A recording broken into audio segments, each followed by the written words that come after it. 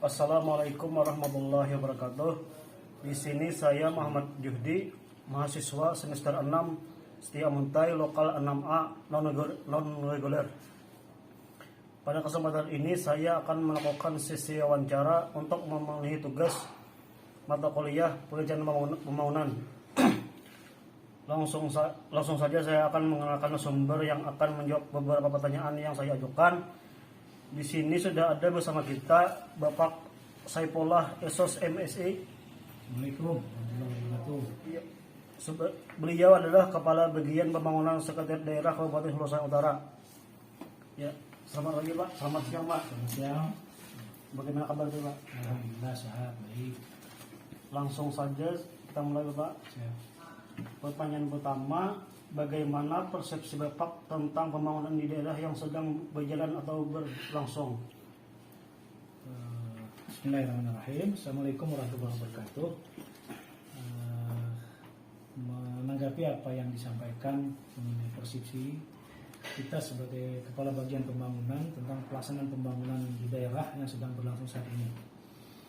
Pertama, dapat kami jelaskan bahwa tahapan pelaksanaan pembangunan sampai tahun ketiga di periode kedua kepemimpinan Pak Bupati sesuai dengan RPJMD 2017-2022. Dan sebagaimana diketahui dari sistem dari perencanaan pembangunan jangka menengah diturunkan menjadi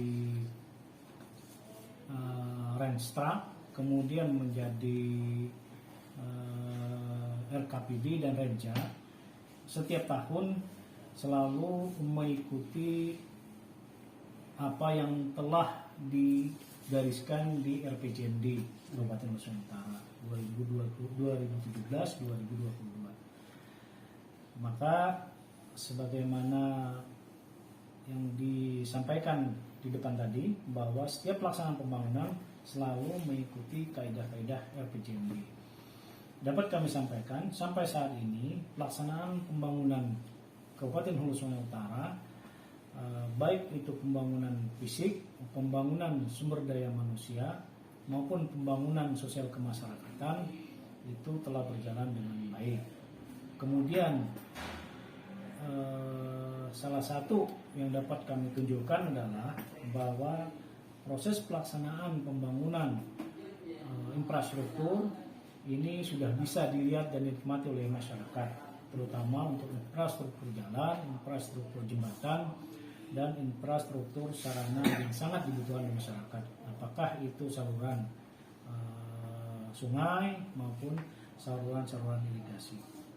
Kemudian yang kedua, dari sisi pembangunan sumber daya manusia juga telah dilaksanakan beberapa proyek-proyek infrastruktur sarana-sarana pendidikan maupun infrastruktur sarana-sarana kesehatan yang telah dilaksanakan selama 3 tahun di periode kedua ini. Dan kita berharap sampai 2022 target RPJMD kita 5 tahun ini bisa tercapai. Dan alhamdulillah sampai saat ini di periode kedua, di tahun keempat dapat kami sampaikan bahwa di dalam RPJMD Kabupaten Hulu Sungai Utara tahun 2017-2022 disebutkan bahwa peningkatan sarana dan prasarana kesehatan. Nah, berarti kan ada pembangunan infrastruktur, berarti pembangunan RSUD rencananya. Dan tergambar dalam penataan wilayah. Kemudian peningkatan daya dukung infrastruktur daerah juga sudah dilaksanakan. Kemudian juga peningkatan kualitas layanan kesehatan sesuai dengan arah dan kebijakan tahun 2021. Kemudian juga tahun 2002 secara umum pada tahun keempat dan kelima pelaksanaan RPJMD tetap arah pada program-program pelayanan kepada masyarakat. Di antaranya peningkatan kualitas SDM melalui pendidikan yang semakin berkualitas baik formal maupun non formal. Kemudian peningkatan layanan kesehatan dan meningkatnya derajat kesehatan masyarakat serta berbagai aspek sosial lainnya. bahwa pelaksanaan yang akan datang secara prestisius akan dilaksanakan proyek pembangunan daerah, yaitu pembangunan RSUD Pembala Batu. Nah, sesuai dengan regulasi yang telah diamankan di Renstra 2022 dan 2020, Renstra 2021 dan 2022 pada RKPD Dinas Kesehatan tahun 2001-2022. Itu persepsi dari kami tentang pelaksanaan pembangunan yang sedang berlangsung dan yang sudah berlangsung. Itu. Ya Pak, terima kasih. Yang kedua Pak, ini ada apa harapan Bapak tentang wacana atau rencana pembangunan di daerah pada masa sekarang atau yang akan datang? Harapan kami pertama, arah pembangunan daerah ini sudah sesuai dengan visi misi pemerintah daerah, visi misi bupati dan wakil bupati terpilih, dan ini hendaknya terus dilanjutkan. Artinya bahwa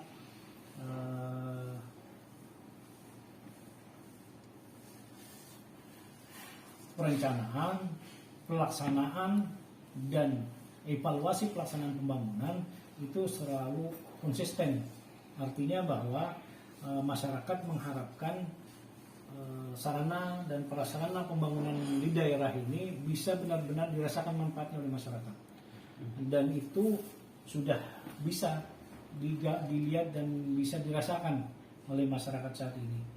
Dan ke depan yang sesuai dengan keinginan di RPJMD, kita ingin HSU mantap. Visi misi kabupaten itu benar-benar bisa terlaksana dengan sebaik-baiknya, yaitu yang dikenal dengan HSU mantap. Nah, itu mungkin dengan visi misi itu aja sudah tergambarkan nanti keinginan dan harapan dari masyarakat.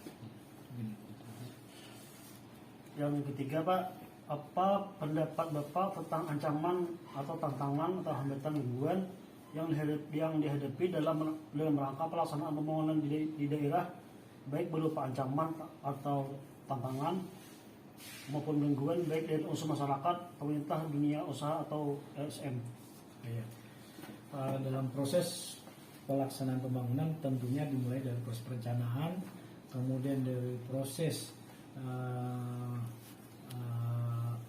pengorganisasian, penggerakan, dan kontrolnya. Dan kalau kita melihat secara singkat saja, tentu dalam pelaksanaan pembangunan harus mengedepankan proses bottom up dan sistem perencanaan bottom up. Artinya bahwa dalam pelaksanaan pembangunan kita tentu pasti akan ada ancamannya, akan ada tantangannya, akan ada hambatan dan gangguan. Tetapi sekali lagi, kalau misalnya dipilah-pilah ancamannya apa, tantangannya apa, hambatannya apa, gangguannya apa, mungkin secara garis besar dapat kami sampaikan. Pertama, bahwa dari sisi perencanaan, kalau kita menginginkan adanya hasil pembangunan itu benar-benar sesuai dengan harapan masyarakat, tentu dilibatkanlah masyarakat, partisipasi masyarakat melalui dari musrenbang desa, musrenbang kecamatan, dan musrenbang kabupaten. Dan itu sudah dilaksanakan. Dari sisi perencanaan itu tantangannya adalah apakah kita si masyarakat benar-benar mengajukan secara prioritas, karena sekali lagi pembangunan dilaksanakan berdasarkan skala prioritas, bukan berdasarkan keinginan. Nah, di situ bisa menjadi tantangan, bisa menjadi hambatan. Kemudian dalam proses pelaksanaan, misalnya dalam proses pelaksanaan pembangunan tentu juga akan ada hambatan dan akan ada gangguan. Artinya bahwa kondisi daerah kita melihat dari sisi faktor alam. Gangguan dan hambatannya itu yang pernah kita rasakan dalam proses pelaksanaan pembangunan, apakah itu pembangunan fisik di daerah, saat ini selalu terkendala dari faktor alam. Artinya kita tidak bisa memprediksi faktor alam. Salah satu contoh misalnya menjadi hambatan kita dalam pelaksanaan pembangunan adalah untuk perbaikan tanggul-tanggul di pinggir-pinggir sungai. Kalau kita salah menghitung akan terjadi kerugian dari proyek fisik kita. Kemudian juga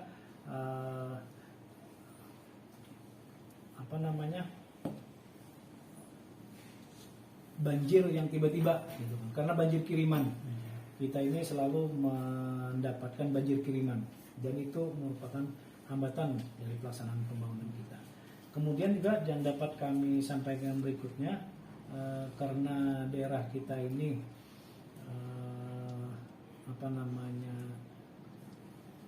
daerah rawa. Nah, di daerah rawa ini secara umum dapat kami gambarkan untuk proyek fisik konstruksi misalnya, untuk proyek fisik kita sangat dibebankan pembiayaannya pada fondasi karena lahan rawa itu sangat susah dan sangat berat untuk kita laksanakan pembangunan, dan itu mau tidak mau harus kita laksanakan karena memang kontur alam di Kabupaten Nusa Utara berupa rawa. Tetapi sekali lagi kita tetap melakukan proses pembangunan tetapi secara bertahap dan secara prioritas, dan itu telah dilaksanakan sampai saat ini.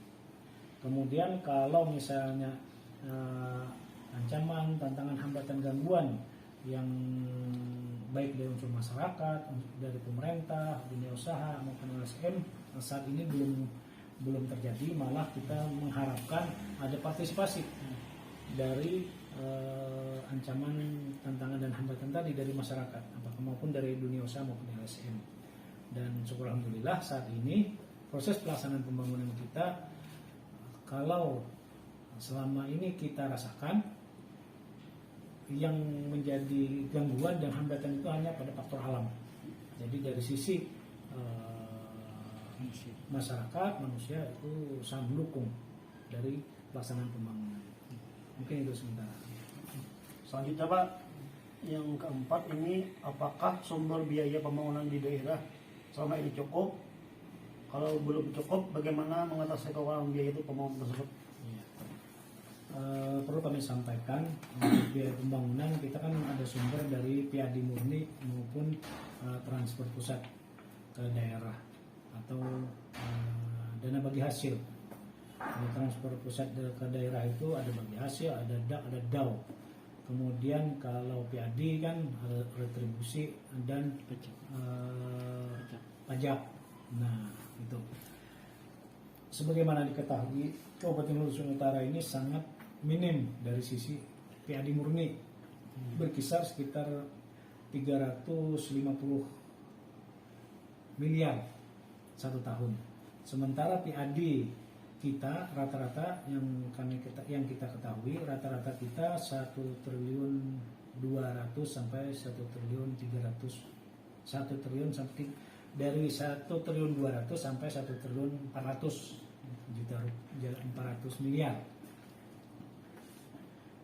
Jadi kalau kita melihat list dari program pembangunan kita di daerah, saat ini yang dilaksanakan fokus pada perbaikan infrastruktur. Dan periode kepemimpinan Pak Bupati, periode kepemimpinan pertama masih infrastruktur, periode kepemimpinan kedua juga masih infrastruktur, dan ini terus dilaksanakan. Artinya bahwa kalau kita hanya mengandalkan PAD itu sangat susah untuk melaksanakan pembangunan. Dan yang saat ini kita laksanakan dan terus dilaksanakan adalah bagaimana ada peningkatan transfer pusat ke daerah. Artinya kalau boleh dihitung-hitung, dana pusat ke daerah itu lebih dari 80-75%. Jadi 25%-nya PAD murni. Dan 75% itu bagaimana upayanya? Maka itulah pemerintah pusat membuka program yang namanya ada dana DAK, ada dana DAO, kemudian ada DID, dana insentif daerah, kemudian ada hibah dari pemerintah pusat. Dan disitulah upaya-upaya pemerintah, upaya-upaya SKPD dan kepala daerah untuk selalu melobi pemerintah pusat agar pembiayaan pembangunan selalu dapat support dari pemerintah pusat. Sebagaimana diketahui, dana DAP untuk infrastruktur ini sudah hampir luar biasa. Dari hitung-hitungan kita itu untuk infrastrukturnya, kalau hitungan presentasi bisa lebih dari 50% dari APBD untuk fisik. Nah, jadi kami dapat menyampaikan di sini bahwa kalau kita mengandalkan APBD murni itu sangat susah kita melakukan peningkatan pembangunan di daerah.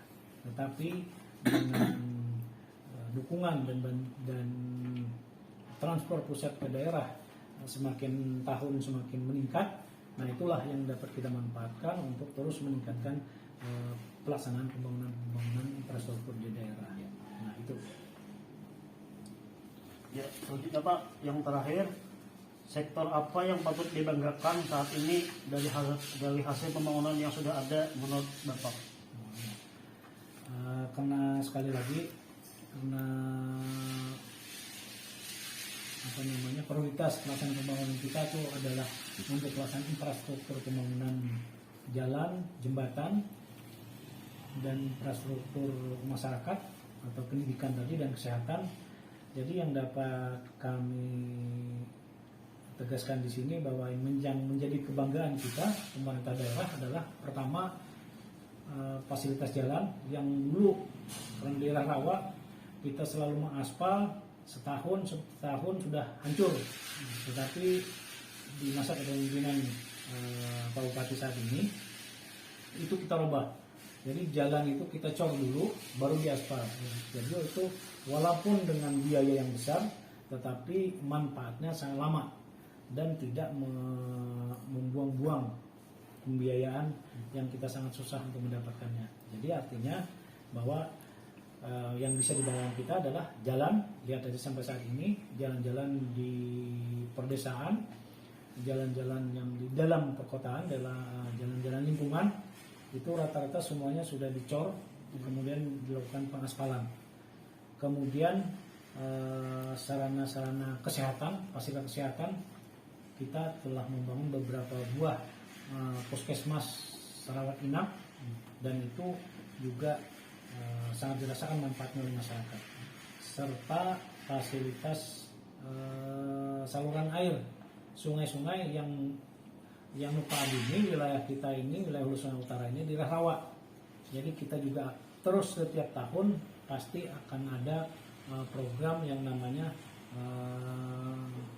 perbaikan saluran irigasi, saluran air yang rata-rata itu mendapat keuntungan dua oleh masyarakat. Pertama bisa jadi untuk sarana transportasi, yang kedua menjadi sarana untuk menangkap ikan karena wilayah kita menggunakan lahan rawa yang bisa dimanfaatkan untuk mengelola perikanan daerah rawa. Mungkin itu. Baik Pak, terima kasih atas waktu wawancara ini. Mohon maaf kalau ada kata-kata yang kurang berkenan. Terima kasih. Apa ada saran Pak untuk time-nya apa nih Pak? Ya, dari kami yang sudah disampaikan tadi sudah sangat bagus, sangat komprehensif, dan mudah-mudahan apa yang dapat kami sampaikan ini tadi ini bisa dijadikan bahan untuk menjadi penyebar luasan informasi ke masyarakat, karena media tulisan ini bisa menjadi media informasi untuk menyebarluaskan hasil-hasil pelaksanaan pembangunan maupun upaya partisipasi masyarakat di dalam pembangunan. Mungkin itu aja.